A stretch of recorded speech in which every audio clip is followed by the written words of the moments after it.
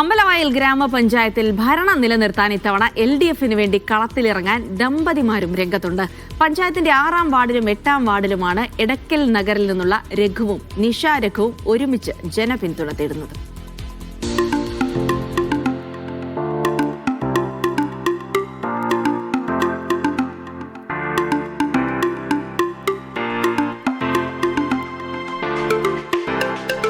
Ambalavayal town ഉൾപ്പെടുന്ന ST സംവരണ വാർഡുകളിലാണ് ദമ്പതികൾ ഒരുമിച്ച് ജനവിധി തേടാനിറങ്ങുന്നത്.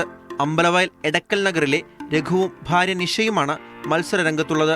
CPM സ്ഥാനാർത്ഥികളായി മത്സരിക്കുന്ന ഇവരിൽ ഭാര്യ നിഷ 2-ാം തവണയാണ് മത്സരിക്കാനെത്തുന്നത്. എന്നാൽ രഘുവിന് ഇത് കന്നിയംഗമാണ്.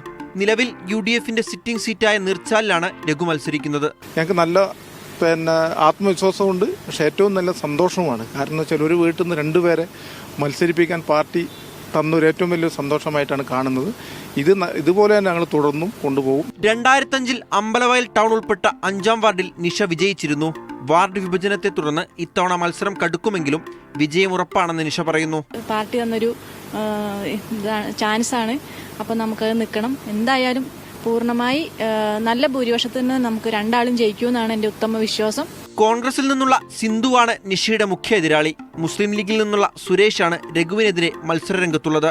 ഭരണം നിലനിർത്താൻ LDFും തിരിച്ചുപിടിക്കാൻ UDFും ശക്തമായ പ്രചാരണ പരിപാടികളുമായി രംഗത്തുണ്ട്. മീഡിയ 1 വയനാട്.